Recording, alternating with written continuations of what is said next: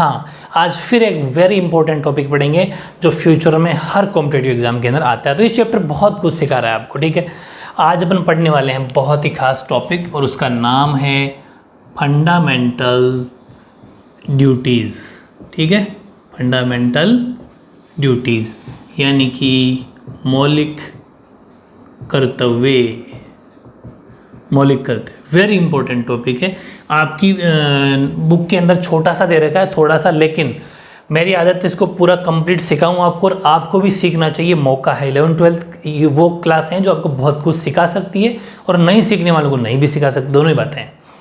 इस मौलिक कर्तव्य की मैं अगर बात करूं तो जब हमारा संविधान बना, जब हमारा कॉन्स्टिट्यूशन तैयार हुआ, उस टाइम पर मौलिक कर्तव्य या फिर फंडामेंटल ड्यूटीज़ कहीं पर भी नहीं थी हमारे मूल संविधान के अंदर, ठीक है। जब तैयार हुआ था उस टाइम पर मौलिक कर्तव्यों की बात नहीं थी, मतलब उनका उल्लेख नहीं था।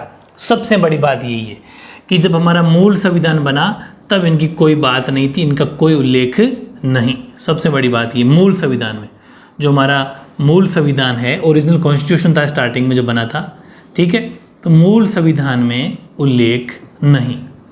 मतलब मूल संविधान के अंदर ओरिजिनल कॉन्स्टिट्यूशन जो स्टार्टिंग में जो बना था उस टाइम पर फंडामेंटल ड्यूटी से कोई मेंशन नहीं था। एक बात तो ये, ठीक है। फिर क्या, फिर आए कहाँ से, माइंड में क्वेश्चन उठ रहा होगा, फिर आए कहाँ से।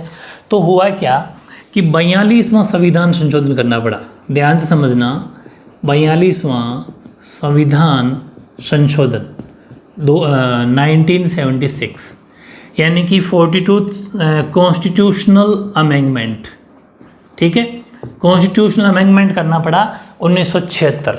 उसके जरिए इसको जोड़ा गया, मौलिक कर्तव्य को जोड़ा गया, लेकिन कहाँ, हमारे संविधान के भाग 4 के ए में, भाग 4 यानी कि पार्ट 4, और 4 तो वहाँ 4 के अंदर तो वो है, तो फिर 4 का ए दे दिया इसको, पार्ट 4 और 4 में भी ए, ठीक है। उसके अंदर हमारे इस मौलिक कर्तव्यों को जोड़ दिया गया, और उसमें भी आर्टिकल और है, भाग 4 वेरी इंपॉर्टेंट है, भाग तो 4 पार्ट 4। और अगर मैं बात करूं अनुच्छेद की, यानी कि बात करूं आर्टिकल की, तो 51A, 51 का एक और पार्ट 51A बोल दो, चाहे हिंदी वाले इसको क्या बोल सकते हैं और इंग्लिश मीडियम वाले इसको 51 कैपिटल ए, ध्यान रखना कैपिटल है। तो ये कुछ बातें हैं वेरी वेरी इंपॉर्टेंट है कि जब हमारा मूल संविधान बना, जब हमारा कॉन्स्टिट्यूशन तैयार हुआ, उस टाइम पर कहीं पर भी फंडामेंटल ड्यूटीज़ की बात नहीं थी। संविधान के अंदर 42वां संविधान संशोधन, 41 पहले हो चुके थे, सब में अलग अलग बातें लिखी हुई, उस पर आपको नहीं जाना। भी 42वां संविधान संशोधन करके, कॉन्स्टिट्यूशनल अमेंडमेंट करके, जो 1976 के अंदर हुआ था, संविधान के भाग 4A में, भाग 4A में आर्टिकल 51A में हमारे संविधान के अंदर 10 मौलिक कर्तव्य जोड़े गए। 10 वेरी इंपॉर्टेंट है। 10 मौलिक कर्तव्य का मतलब है 10 फंडामेंटल ड्यूटीज़ को जोड़ा गया। वेरी इंपॉर्टेंट, बहुत सारी बातें सिखाने वाला हूँ। 10 मौलिक अधिकार को इस टाइम पर जोड़ा गया 1976 के अंदर, ठीक है। लेकिन ये 1976 का तो अमेंडमेंट था, संविधान संशोधन था, लेकिन एक्चुअल में ये जुड़े कब, एक्यूरेट डेट लिखनी है आपको, वो है 3 जनवरी, वेरी इंपॉर्टेंट है, 3 जनवरी 1977, 1977 के अंदर ये 10 मौलिक अधिकार जुड़े। 42वां संविधान संशोधन 1976 तो आया, जिसके जरिए फंडामेंटल ड्यूटीज़ को लाने का मतलब प्रस्ताव लाया गया, ऐसा मान लो, ठीक है। और वो ऐसा मान लो कि बिल पास हो गया, और 3 जनवरी 1977 को 10 फंडामेंटल ड्यूटीज़ हमारे संविधान के अंदर जुड़ गई। तो दो तरह के क्वेश्चन बनते हैं कॉम्पिटिटिव एग्जाम में। एक तो ये कि 10 मौलिक कर्तव्य कब जोड़े गए, तब तो 3 जनवरी 1977 1977, और या फिर ये पूछे कि किस अमेंडमेंट के तहत, तो 42 1976 अमेंडमेंट 1976 का है, लेकिन लागू 1977 में, या फिर ऐड जब हुए हमारे कॉन्स्टिट्यूशन के अंदर, जब समावेश किया गया इनका संविधान के अंदर, वो था 3 जनवरी 1977। उस टाइम पर यह भी क्वेश्चन आता है, प्राइम मिनिस्टर कौन थे, इंदिरा गांधी, वेरी इंपॉर्टेंट, ये क्वेश्चन भी आया हुआ है। तो इंदिरा गांधी उस टाइम पर हमारे देश की प्राइम मिनिस्टर की प्रधानमंत्री थी, ये बात भी लिख लेना। अब फिर आपके माइंड में एक क्वेश्चन उठेगा कि मौलिक कर्तव्य एक्चुअल में आपकी बुक में भी 10 दे रखे हैं, लेकिन है कितने, 11। तो फिर वो 11वां क्या? बिल्कुल सही क्वेश्चन आपके माइंड में उठ रहा है।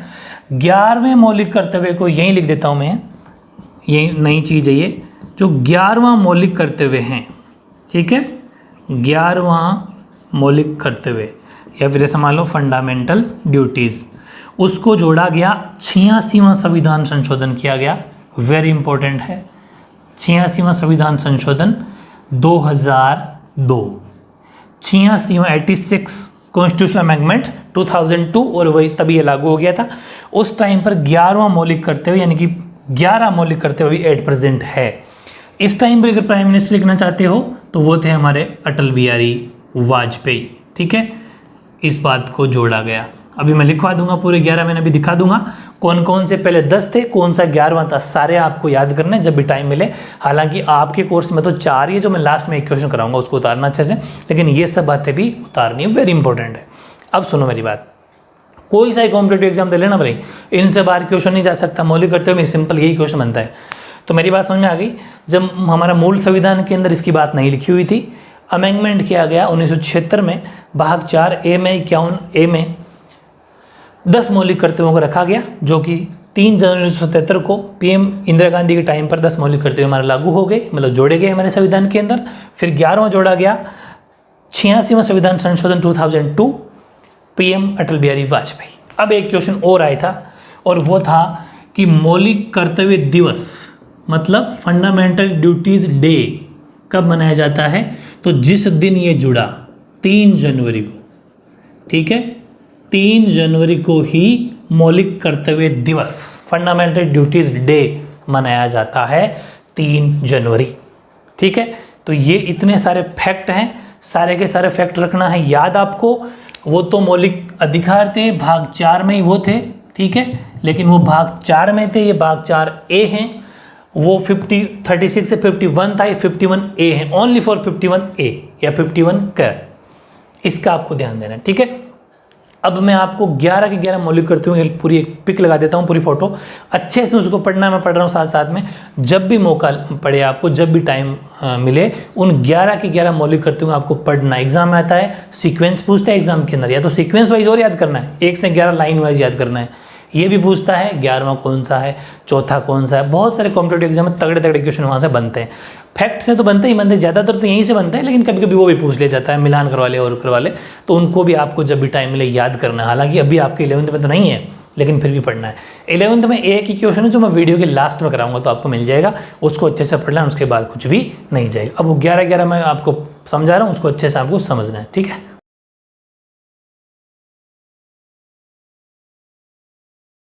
हाँ, अब देखो एक एक लेते हैं अपन कि 51 का और इंग्लिश वाले कर लेंगे 51 ए। बहुत खास बात है, पहले के अंदर बहुत खास बात है, बड़े ध्यान से सुनना आपको।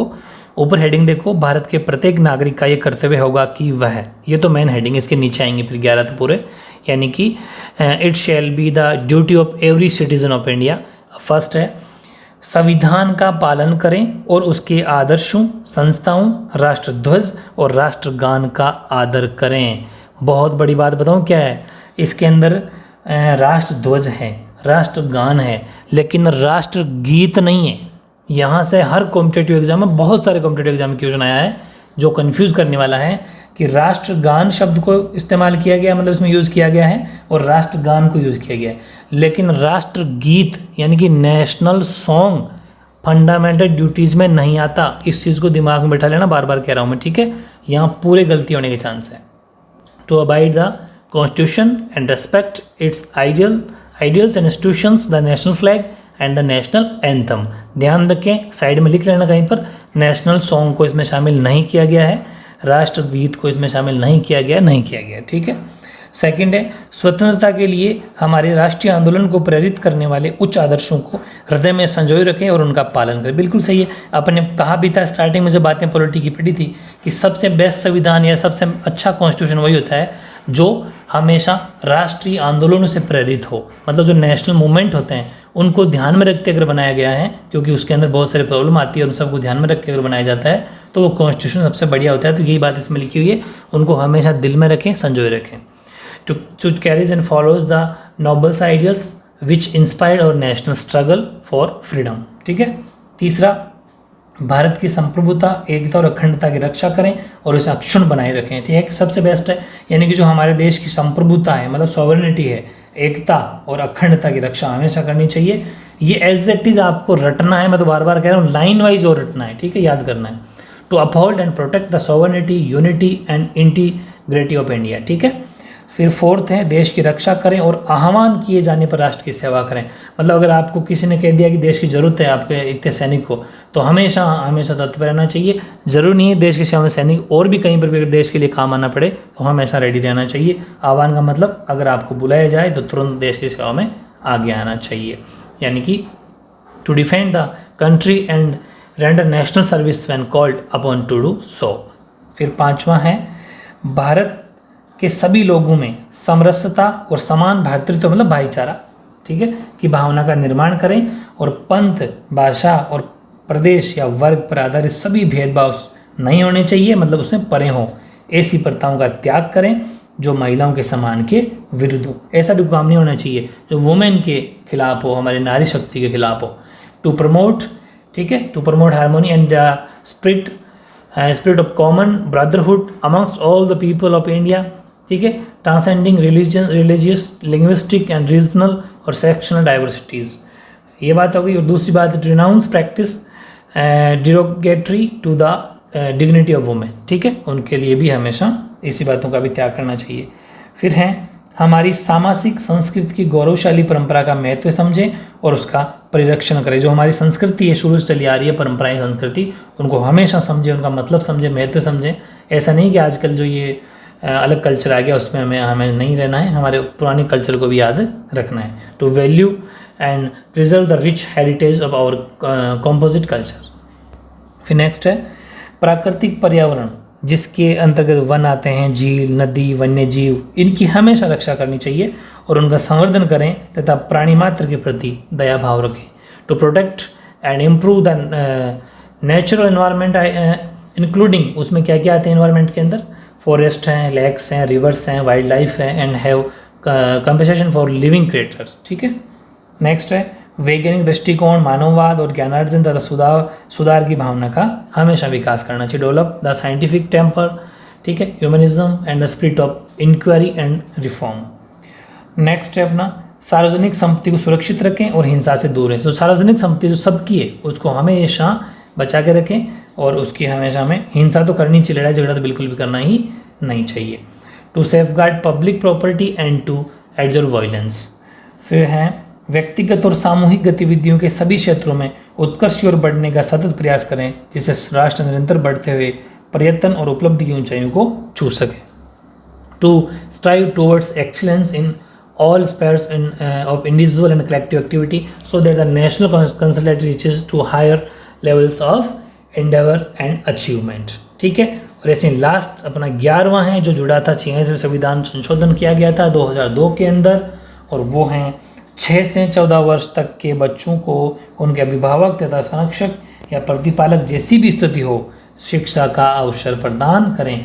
चाहे पेरेंट्स है तो पेरेंट्स, या फिर कोई गार्जियन जो उन बच्चों को रख रहा हो, तो वो कोई भी हो, उन बच्चों को हमेशा अपन क्या करना चाहिए, शिक्षा हमेशा उनको दिलवानी है। ये चीज़ है ड्यूटी ऑफ ऑल पेरेंट्स या फिर guardians to send their children in the age group of 6 to 14 years to school. ठीक है, तो ये 11 हैं। जब भी टाइम मिले आपको हमेशा याद करते रहो, इतने नॉलेज होना ही चाहिए। राष्ट्रीय गान को याद करो, ये चीज़ें आपको हमेशा याद रहनी चाहिए, इसीलिए मैं करवाता हूँ।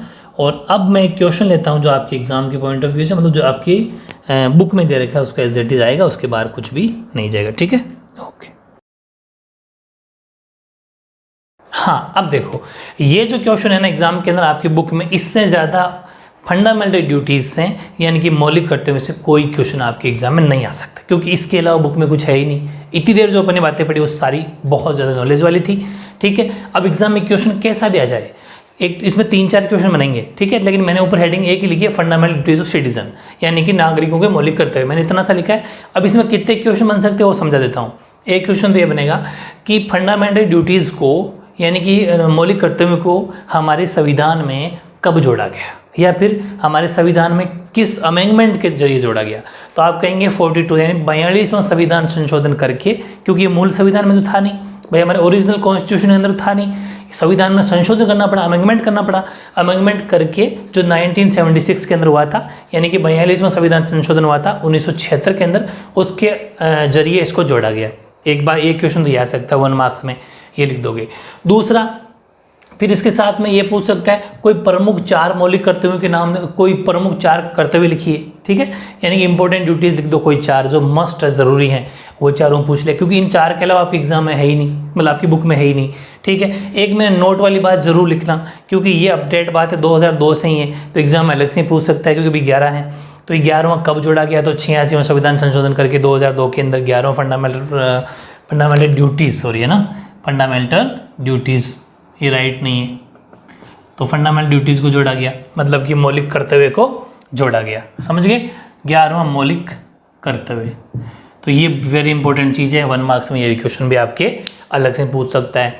इसके अलावा इसमें कोई क्वेश्चन नहीं बनता, ठीक है। और अगर ये पूरा आ जाता है 2 मार्क्स में, 3 मार्क्स में, तो फिर ये पूरा आंसर लिखना है अपने को, ठीक है। क्या आ सकता है कि वर्ष 1976 में संविधान का 42वां संविधान संशोधन किया गया, जिसमें अन्य प्रावधानों के साथ साथ संविधान में नागरिकों के 10, ये भी वेरी इंपॉर्टेंट है, हाँ, ये भी अलग से क्वेश्चन आ सकता है कि जब 42वां संविधान संशोधन हुआ, 42 अमेंडमेंट जो हुआ हमारे संविधान के अंदर, कॉन्स्टिट्यूशन के अंदर, तब कितने मौलिक कर्तव्य थे, तो 10, ठीक है। ये भी इसी में क्वेश्चन बन सकता है, वो भी समझ में आ गया आपके। तो संविधान नागरिकों के 10 मौलिक कर्तव्यों की सूची का समावेश किया, लेकिन इन्हें लागू करने के संबंध में संविधान मौन है, मतलब संविधान ना तो हाँ कहता है ना कहता है, बिल्कुल, मतलब अपनी घाटियाँ नाड़ हिलाता ही नहीं है, चुपचाप बैठा है। इसका मतलब ये है कि वो मौन है, मतलब ये अधिकार कंपल्सरी नहीं है, गारंटी नहीं है, ठीक है, ये ध्यान रखना। In 1976, the 42th Amendment to the Constitution was passed. Among other things, this amendment insert a list of fundamental duties of citizens in all 10, ठीक है, 10, वेरी इंपॉर्टेंट बात है ये, उस टाइम 10 ही थे, 10 duties were enumerated. However, the Constitution does not say anything about enforcing these duties. संविधान इसके बारे में कुछ भी नहीं कहता, बस मेंशन जरूर है, कहता कुछ भी नहीं है। अब सबसे इंपॉर्टेंट क्वेश्चन जो अलग से भी पूछा जा सकता है कि कोई 4 फंडामेंटल ड्यूटीज पूछे, अगर आपसे कोई 4 मौलिक कर्तव्य पूछे, जो एक्चुअल में आपको भी पढ़ेंगे जब ठीक लगेगा कि हाँ यार ये तो मस्ट है, ज़रूरी होना ही चाहिए। क्या कि नागरिक हैं, अब अपन नागरिक हैं देश के, भैया जो हमारे इंडिया के अंदर रहता है वो भारत का नागरिक है, ठीक है, जो भी भारत का नागरिक हो सकता है, नागरिक नाम भी हो, विदेशी भी रहते हैं, लेकिन जो भारत का नागरिक हैं, as citizen we must abide by the constitution, मतलब हम एक नागरिक होने के नाते हमें हमारे संविधान का पालन करना चाहिए, अबाइड बाय द कॉन्स्टिट्यूशन, संविधान की बातों का ध्यान करना चाहिए, संविधान का पालन करना ही करना चाहिए। दूसरा, सभी नागरिकों को देश की रक्षा करनी चाहिए, सबका हक है, जो देश भारत का नागरिक है उसको भारत की रक्षा करना सबका हक है, ठीक है। All citizens should protect the country, ये वेरी इंपॉर्टेंट है, चारों रट लेना बस। तीसरा, सभी नागरिकों में भाईचारा बढ़ाने का प्रयास करना चाहिए, बिल्कुल ब्रदरहुड सब में बढ़ाना चाहिए, उसके लिए प्रयास करने चाहिए, एफर्ट्स करने चाहिए। Efforts should be made to increase brotherhood among all citizens, ठीक है, बस सभी भारतीय नागरिकों में भाईचारा बना रहे, इसके लिए हमें हमेशा प्रयास करते रहना चाहिए, ठीक है। और चौथा वेरी इंपॉर्टेंट है वो भी कि सभी नागरिकों को उस पर्यावरण की रक्षा करनी चाहिए, all citizens should protect the environment. हमारे पर्यावरण को ऐसा नहीं है कि लालच में आने की वजह से कि भाई लकड़ियाँ काट रहे हैं, पेड़ पौधे काट रहे हैं, वो नहीं, सिर्फ हमारा पर्यावरण हमें जितना शुद्ध रहेगा उतना ही हम शुद्ध हवा एयर ले पाएंगे, ठीक है, उतने हम शुद्ध रहेंगे। पर्यावरण हमारा है, आने वाली भावी पीढ़ियों के लिए भी, फ्यूचर के लिए भी छोड़ना है, तो हमेशा इन्वायरमेंट की रक्षा करते रहना चाहिए, ज़्यादा से ज़्यादा पेड़ पौधे लगाने चाहिए, ठीक है, ये कुछ बातें। नोट लिख देना लास्ट में कि 86वें संविधान संशोधन 2002 के तहत 11वां मौलिक कर्तव्य जोड़ा गया। 11 fundamental duties were added under the 86 constitutional amendment 2002। बहुत ही शानदार आंसर। देखो होता क्या है, आंसर हर कोई लिखता है लेकिन आधा अधूरा लिखने से फुल मार्क्स नहीं मिलते, लेकिन ये वाला अगर आप आंसर लिखोगे तो फुल मार्क्स मिलने वाले हैं, क्योंकि नोट करके ये बात भी जोड़ दी, वो बात चारों भी जोड़ दी, उस खास बातें जितनी बुक में थी ये उल्टा एक्स्ट्रा ही लिखी है अपने, ठीक है। तो बहुत शानदार आपके मार्क्स मिलने वाले हैं, बहुत अच्छे से आपको इनको लर्न करना है। बस एक लास्ट वीडियो और आना है अब, ठीक है, उसके अंदर कोई छोटे मोटे जितने भी कोई क्वेश्चन बनते हो वो करा दूंगा, उनके अलावा सिंगल क्वेश्चन एग्जाम में नहीं आएगा। अगर ये जितने भी 8-10 पार्ट बने इनको अच्छे से पढ़ लेना बस, ठीक है, ओके।